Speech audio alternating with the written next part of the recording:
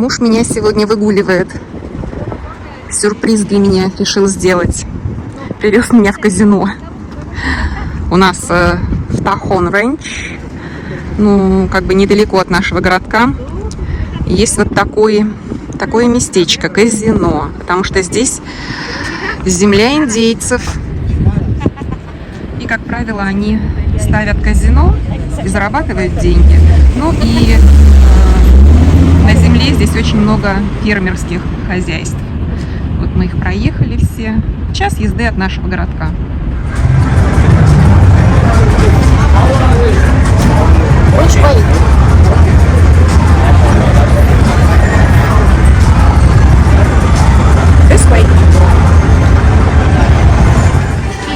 Ну что, заехали позавтракать в IHOP. Ну, на самом деле уже обеденное время, я обычно не завтракаю. Я люблю IHOP. И вот эта комбинация. Заказываете за $19. Если заказываете что-то вы здесь не любите и закажете по отдельности, вам выйдет это намного дороже.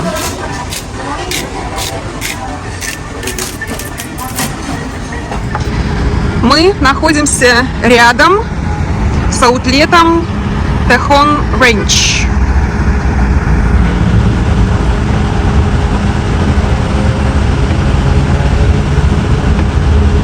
И вы знаете, я поймала себя на мысли, что мне абсолютно ничего не надо из этого аутлета. У меня очень много обуви, очень много одежды. И первые года, когда я только-только сюда приехала, я покупала здесь одежды, которую я не ношу, потому что это больше городской стиль.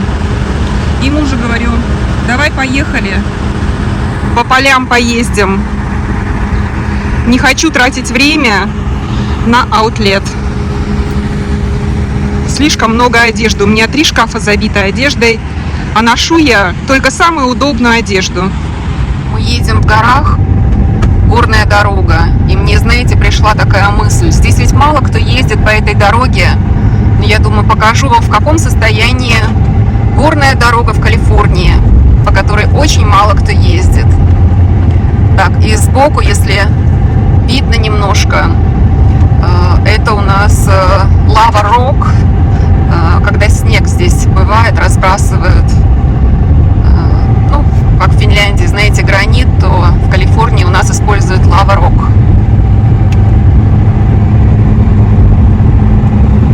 Неплохо, да?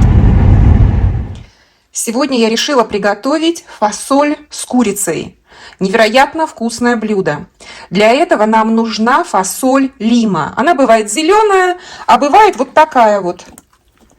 Видите? Я замочила на сутки 1 порцию фасоли в холодной воде. И на одну эту порцию, ну у нас она так продается, я даже не знаю, может полкилограмма, пол чайной ложки пищевой соды. Вот на сутки замочили. Теперь нужно все это слить. Одной рукой буду делать. Промыть фасоль. Так. Сейчас мы промоем. Остатки я соберу. От соды вымоем. Можно, конечно, с содой и готовить, если вы как бы вам все равно. А мне вот в таком варианте нравится больше. Как следует промываем. И вот она, наша курица. Вчера я из морозилки достала. Она у меня оттаяла. И сначала будем варить все-таки фасоль. Фасоль варить надо 3 часа, не меньше. В кастрюлю я налила чистую воду и засыпаем нашу фасоль. Воды сейчас кажется, что многовато, но она, во-первых, за это время все немножко выкипит, а во-вторых, нам нужно будет еще добавлять заправку, знаете, как для супа, вкусная заправка. Плюс курица должна будет вариться, но начинаем мы всегда с фасоли. Так, шумит у меня это кондиционер. На улице сегодня еще у нас будет 33 градуса, вот, наверное, сейчас. Потому что времени сейчас, видите, сколько? 1:30. А завтра уже будет снижение температуры. Но я же не об этом. Курицу я к фасоли добавила лавровый лист, добавила специи и соль. И готовится у меня уже 2,5 часа. Делаю зажарку, пока из лука, потом чеснок добавлю. Муж сказал, морковку не надо. Видите, там фасолька моя. Так, ну еще будем готовить медленно и долго, чтобы было очень вкусно. Итак, для нашего пирога что я буду использовать? Наши лимоны, ванильный экстракт. Молоко у нас в Costco вот такое продается. Вот здесь у меня молоко, сахар, соль, разрыхлитель, бейкинг паудер, 4 яйца и мука. Сейчас все перемешиваем, разогреваем духовку и попробуем испечь. Так, хорошо, вот когда на кухне есть всевозможная техника. Я порезала на мелкие такие кусочки, вытащила все семечки и прямо с кожурой. Для этого мы, наверное, и варили. Рецепт, скажу, не мой сразу, рецепт из интернета. Вот заодно и проверим. Но уж больно я люблю всякие лимонные кексики, тортики. Вот сделаем. Так, проверяем, чтобы у нас было, не взорвалось все сразу.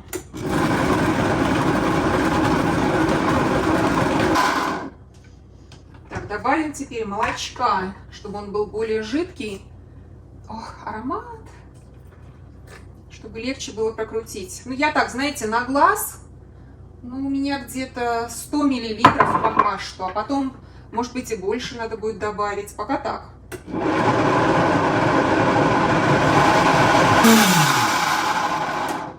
Так, я думаю, готово. И смешивать будем теперь все ингредиенты.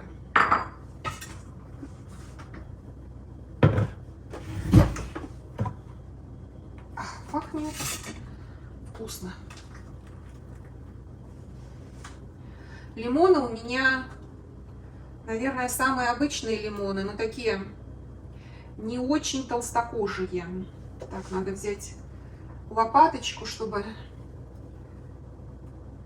все отсюда достать. С горчинкой как получилось.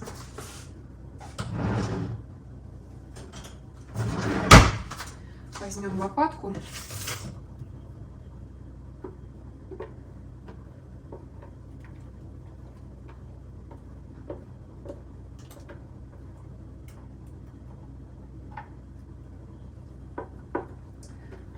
Я попробовала купить лимонный пирог. Попробовала купить в Walmart. Ну, немножко он, да, аромат есть, но невкусный. Вот как в России у нас, я помню, в магазине мы покупали, знаете, лимонный кекс. Это было вкусно. Здесь же как-то не очень. 1 чайную ложку ванильного экстракта.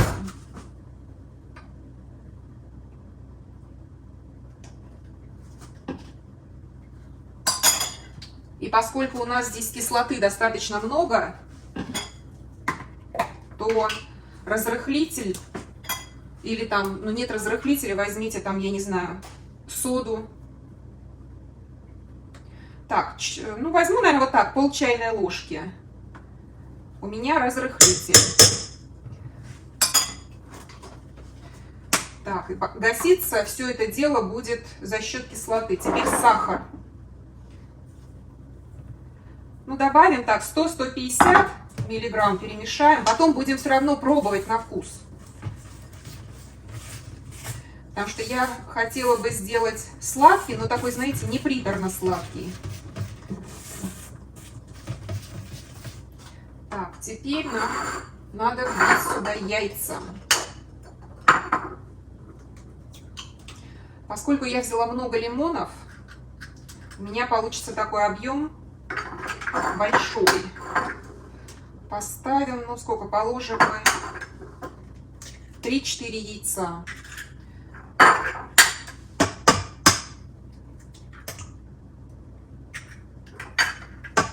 Чтобы было вкусно, как говорила моя бабка, продукты надо не жалеть.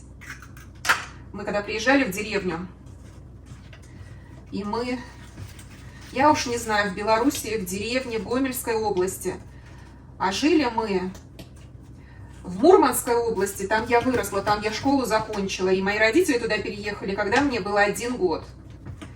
И вот когда мы летом приезжали, каждое лето мы проводили в деревне. И вот мы приезжали, и мать моей матери очень вкусно готовила. Но мне кажется, это у нее такой талант был. И мы с братом, с моим, все время удивлялись и спрашивали у нее: бабушка, почему ты так вкусно готовишь? А она нам говорила: просто ваша мамка продуктов жалеет, а я, говорит, не жалею. Но она очень вкусно готовила.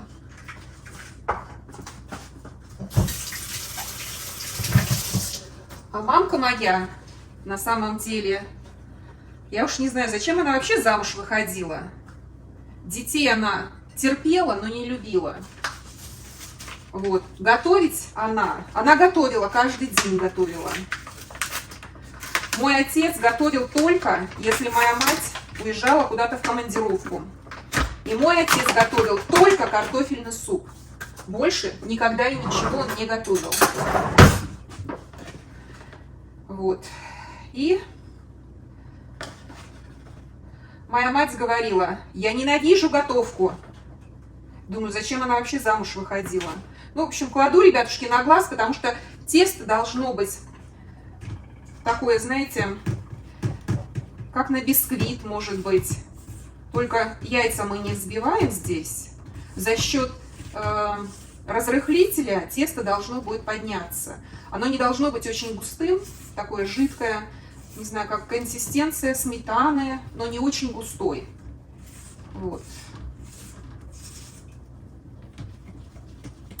Бабка моя, надо сказать, детей тоже не сильно любила. Бабка была учителем в начальной школе. Возьмем вот такой венчик, им легче ввести муку. Так, и мы еще что не добавили? Щепотка соли для усиления вкуса.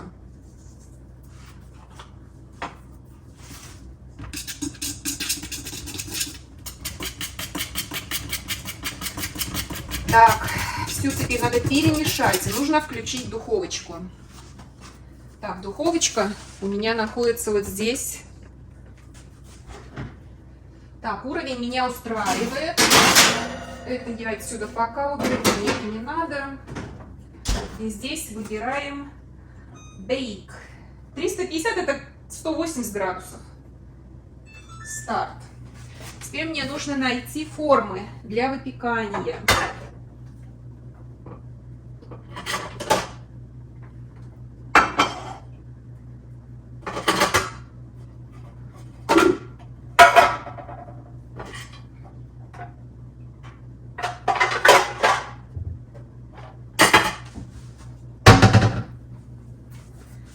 Я возьму, они у меня немножко разные формы, но объем примерно одинаковый. Так что будем их использовать. Так, размешивается очень хорошо. И такие пузырьки здесь очень приличные. Все, класс. Надеюсь, получится. Давайте попробуем на вкус. Помидоры здесь лежат. Это у моего мужа сотрудник принес угостить. Они с женой вырастили помидоры. Ну, по вкусу они не очень у них.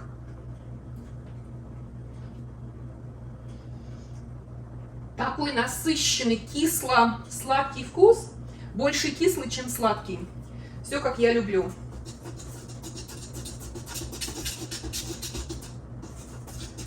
Так. Теперь нам нужно масло. А масло, ребятушки, я предпочитаю подсолнечное масло. И покупаю я его в Walmart, продают. Нерафинированное подсолнечное масло. Можно и оливковое. Так, смажем. Все смажем, чтобы ничего не прилипало, когда будет выпекаться. Да, про бабку. Бабка моя тоже не любила детей. При этом она была учителем начальных классов. Вот. Меня она терпеть не могла, и она об этом говорила прямо в открытую. Она ко мне относилась совершенно не так, как к моему брату. А брата моего она любила. Она прямо вот любила. И, поскольку она была учительницей, она много детей видела. В классе у нее, знаете, школа была деревенская, но у нее в классе было что-то больше 20 детей. И, как я поняла, вот в то время, когда я ребенком была, маленьким, когда моя бабка еще работала, у них, значит, был 1 класс, 2 класс, 3 и так до 10. По одному классу. И вот в каждом классе, в районе 20 детей было. Это было вот деревня и прилегающие поселки. Как бабка моя любила моего брата, она им очень гордилась, и она считала, что он очень талантливый. Он действительно был как ребенок. Это, во-первых, радость для родителей. Умненький ребенок. Такой, знаете, практически беспроблемный ребенок.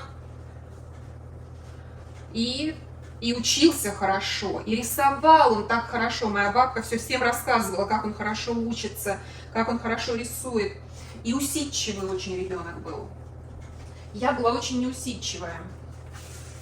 Так, ну что, ждем. Сейчас нагреется.